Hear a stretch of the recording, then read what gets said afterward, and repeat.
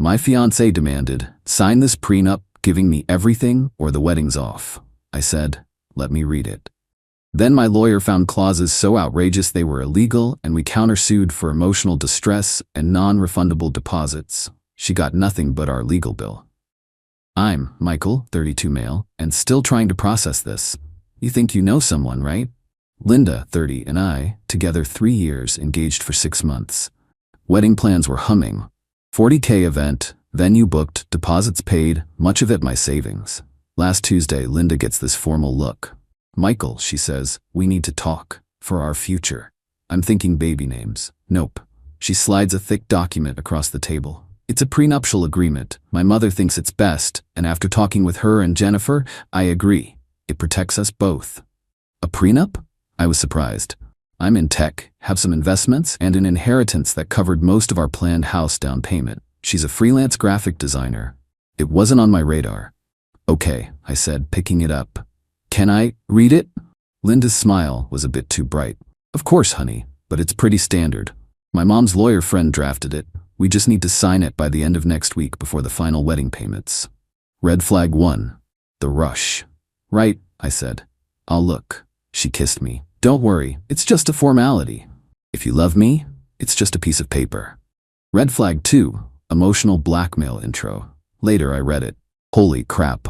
I'm no lawyer, but this wasn't standard. It was predatory. My premarital assets, any increase in value during marriage, 70-30 split, her favor. My salary, into a new joint account she'd manage, prioritizing her business development. Any property we bought, regardless of who paid, would be in her name only for liability protection. If we divorced, I got no spousal support, but she'd get a hefty reestablishment sum from me, no matter what. And the kicker, contest any part of it during divorce and I'd pay all her legal fees plus a $50,000 penalty. My stomach dropped. This wasn't protection, it was a weapon aimed at me. I told Linda I needed a lawyer to review it. "Standard procedure," she huffed. "Why? Don't you trust me?" My mother said it's ironclad and fair. "Due diligence, Linda," I said evenly. "It's a legal document." Her eyes narrowed. "Don't take too long. No signature, no wedding.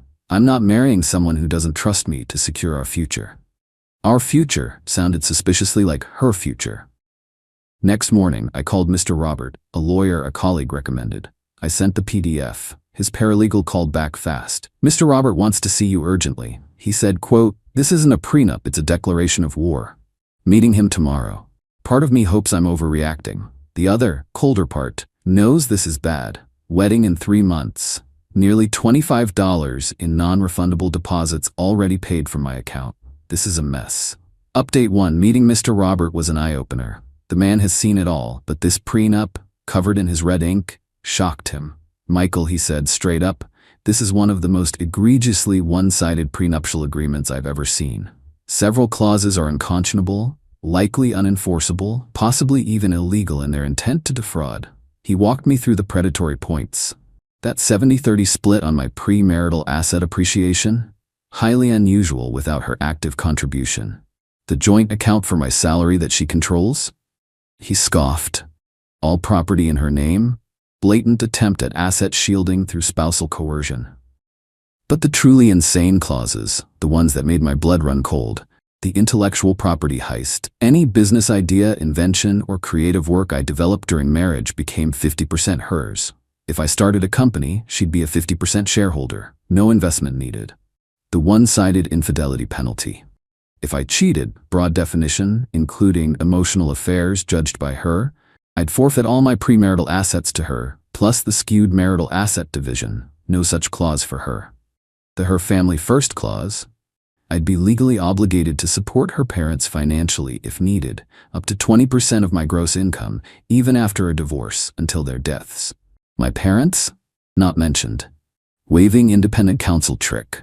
Buried in legalese, a line saying I acknowledged ample opportunity for counsel but chose to waive it, despite her pressuring me to sign before a lawyer could properly review it. Classic dirty trick.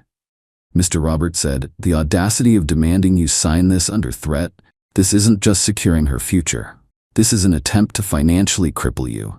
When I told him about Linda's "sign it or the wedding's off" ultimatum, he smiled grimly. "She's handed you a loaded gun and demanded you shoot yourself." We're going to hand it back, unloaded, and point out the law. His advice? Do not sign. Don't even negotiate. The bad faith broke the trust essential for marriage. Then he suggested something new. Given your non-refundable deposits and the emotional distress from this coercion, especially under duress of a wedding, we could countersue. Recoup losses, send a message. I went home head spinning. Linda was texting. Her signed it yet? Caterer needs final payment. Me? Lawyer still reviewing. It's complex. Complex? It's straightforward. Michael, I'm serious. Mom's asking. Jennifer says if you loved me, you'd sign and trust me. Her mother Patricia called. Michael, dear, Linda's distressed. This prenup is sensible. My lawyer friend who has handled many of these assured me it's perfectly normal for a woman to protect herself. You wouldn't want her with nothing if your ventures failed, would you? My ventures? I'm in IT. The sheer gall. Patricia, I said calmly. My lawyer, Mr. Robert, called it predatory and unconscionable. He found potentially illegal clauses. Silence. Then, well, I've never. Linda said you were difficult, bad advice, or maybe you never intended to commit. Click. Yeah, this is a group effort. Decision made. I texted Linda. Linda, we need to talk, in person. My lawyer present, bring yours if you think that document is reasonable, or just us. Her, why lawyers? This is us. Are you refusing to sign? Refusing to sign that document. Yes, it's outrageous. Let's be adults. Then the wedding is off, Michael. Off. You'll be sorry. You'll lose all that money. And me. The mask was gone. Sadness hit. The woman I loved wasn't real. But Mr. Roberts' words, emotional distress and non-refundable deposits. I texted him. She called it off. Let's proceed with the counteraction. His reply, understood. Document everything. Save all correspondence. It was on. Update 2. So things escalated. After I refused to sign her financial suicide pact and Linda called off the wedding via dramatic all-caps text, I hoped for quiet. Wrong. The calls started. Linda, Patricia, Jennifer. Patricia? How could you? She's heartbroken. After all the plans, money we've spent, you led her on. I calmly replied, Patricia, the prenup was exploitative. My lawyer was horrified. Linda ended it when I refused to sign a document designed to ruin me. Ruin you. Dramatic. It was to protect her. She's delicate. Delicate like a barracuda. Jennifer was worse, the attack dog. You're an ass, Michael. Linda is crying. You wasted everyone's time and money. Scared of commitment, gold digger trying to get her family's money. The irony. Her family's money? This started because she wanted my money. Then, social media vague posting. Linda's sad Insta stories, betrayal, broken hearts. Jennifer's comments. Dodged a bullet, girl, he didn't deserve you. Mutual acquaintances looked at me funny. It stung. Moment of vulnerability. Mistake not to salvage it? Then I'd remember those prenup clauses. Nope. The real dirty trick. I got an email from the wedding venue. Linda had called them, pretending to be me or implying my authorization, trying to get the $15,000 deposit refunded to her account. She spun a tale of mutual cancellation, me being too distraught to call. Luckily, the manager knows me. She thought it was fishy since I paid. She called me. Michael? Confirming cancellation and refunding to Linda's account? My jaw dropped. Absolutely not. She called it off. Any refund, though I know it's non-refundable, comes to me. The manager confirmed Linda's sob story. The nerve. Mr. Robert was almost gleeful. Attempted fraud? Oh, this is good. Document this. Get a statement from the venue manager. She provided one via email. This led to Linda's next move, demanding money directly. Text from her. Michael, since you ruined our wedding and my life, least you can do is give me the $25,000 you were going to spend. I need it for emotional damages. And my mother says I'm entitled to half the deposits anyway, because it was for our wedding. Entitled much? Forwarded to Mr. Robert. His response. Her sense of entitlement is a gift. To our case. We officially filed the countersuit last week, suing for recovery of my non-refundable deposits, approx. $25 for venue, caterer, etc. Her ultimatum and unconscionable prenup were a breach, forcing cancellation, emotional distress, coercive prenup demand, harassment, modest sum, legal fees. She should pay for this circus. Linda was served yesterday. According to a sympathetic mutual friend, she completely lost it, screaming, crying. Patricia now calls me a monster, vindictive. Jennifer's cryptic tweet, some people can't handle strong women and will try to punish them. Stay strong, Linda. Strong women don't try to fleece fiancés with illegal contracts, Jennifer. Initial hearing is scheduled in about 6 weeks. Linda needs a real lawyer now, not mommy's lawyer friend. And lawyers cost money. Grim satisfaction, not joy, like cleaning a festering wound. It hurts, it's gross, but necessary. Still out cash, emotional toll is there, but I'm fighting back. Principle, not just money. You don't try to dismantle someone's financial future and then play victim. Game on. Update 3. It's been a while, and it feels like a lifetime ago. The legal stuff is mostly done, and honestly, it's been a draining period. But here's the update. So, Linda lawyered up with Mr. John. He was reportedly aghast when he saw the prenup she tried to get me to sign.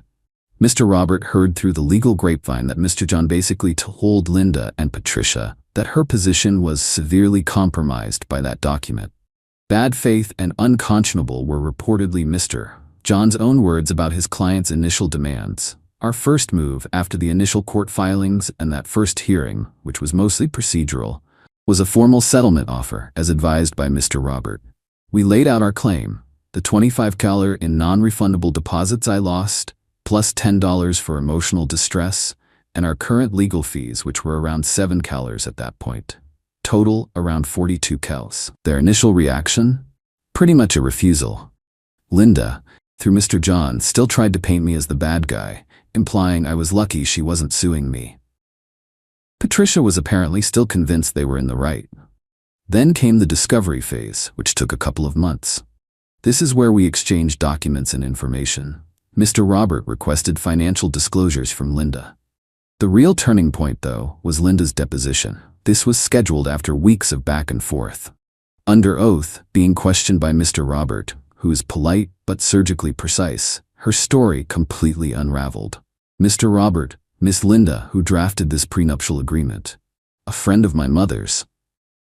Did you understand all the clauses in it when you presented it to Mr. Michael? Mostly. My mother and Jennifer said it was to protect me. Protect you from what, specifically, regarding Mr. Michael's finances? Well, you know, if he made bad investments, or if things didn't work out. And the clause giving you 50% of any company he might start, with no investment from you, how did that protect you from his bad investments? Her answer was basically word salad. She couldn't justify it. She couldn't justify the one-sided infidelity clause, or the demand that I support her parents. She even tried to claim I had somehow agreed in spirit to these things during our relationship, which was a blatant lie and contradicted by my clear refusal to sign the document as written. The real fireworks were around the attempted venue deposit redirection. Miss Linda, did you contact the venue manager and request Mr. Michael's deposit be refunded to your personal account? We had discussed wedding finances. I thought he'd be okay with me handling that. Did he explicitly authorize you to request his deposit be sent to your account? Not in those exact words, no. So you represented to the venue that you had his authority when in fact, you did not? Long pause. I thought it would be fine. It was for our wedding. I felt entitled to it. Even her own lawyer looked pained at the entitled slip. After that deposition, Mr. John practically pushed for mediation, which took another few weeks to schedule. Linda was a terrible witness for her own case, entitled, evasive, and clearly shown to be untruthful. Going to trial would have been a disaster for her. We went to mediation. Linda, Patricia, and Jennifer were there on one side of a massive table, looking like a panel of sour grapes. Me and Mr. Robert on the other. Linda actually tried to cry at one point, saying I'd ruined her dreams of a secure future. Robert just calmly slid a copy of her prenup to the mediator and said, these were the dreams she had for Michael's future, under her terms. The mediator, a retired judge, read through some key clauses and then looked at Linda with an expression that could curdle milk. Long story short, too late, I know, they caved. Completely. The settlement? Linda is to pay me back the full $25,000 for the non-refundable deposits. She is to pay an additional $5,000 for emotional distress. Less than we initially asked, but Robert said take the win. It avoids more legal wrangling. Crucially, she is to pay all of Mr. Robert's legal fees, which had climbed to nearly $12,000 by then with the extended discovery and mediation prep. Total, $42,000. Payable in installments over 12 months, secured by a confession of judgment, meaning if she defaults, we can get a judgment against her without a full trial. Patricia co-signed it, probably because Linda doesn't have that kind of cash just lying around. The first payment has already cleared. The fallout for Linda? Well, she's paying a hefty sum for her greed. She's humiliated. Many of our mutual friends now know the truth, especially after bits of the prenup's contents and her deposition highlights mysteriously circulated. Jennifer is still her staunch defender online, but most people see it for what it is. I heard she and her mother had a massive fight after the settlement. Patricia blaming Linda for listening to Jennifer. Linda blaming Patricia for the lawyer friend and his insane document. Not my circus, not my monkeys anymore. As for me, I'm lighter. Yeah, lighter is the word. It was never just about the money, though getting it back is obviously good. It was about not letting someone bulldoze me with such blatant, calculated avarice. I stood up for myself, and the system, for once, worked. I learned a hard lesson about trust and that sometimes the people you think you know best can be strangers. It made me more cautious, for sure. Maybe a little cynical, but also stronger. I took the first installment payment and booked myself a solo trip, somewhere quiet where I can just decompress. Haven't decided where yet, but definitely somewhere far from all this drama. The artifact, that cursed prenup, is now locked away with Mr. Robert, a reminder of the bullet I dodged. So yeah, justice served. It wasn't dramatic courtroom explosions like on TV, but a methodical, grinding process that exposed the truth. And the truth was that my lovely fiancée wasn't so lovely after all. Thanks for letting me vent, Reddit. It's been a journey. Onwards and upwards, I guess. Or at least just onwards.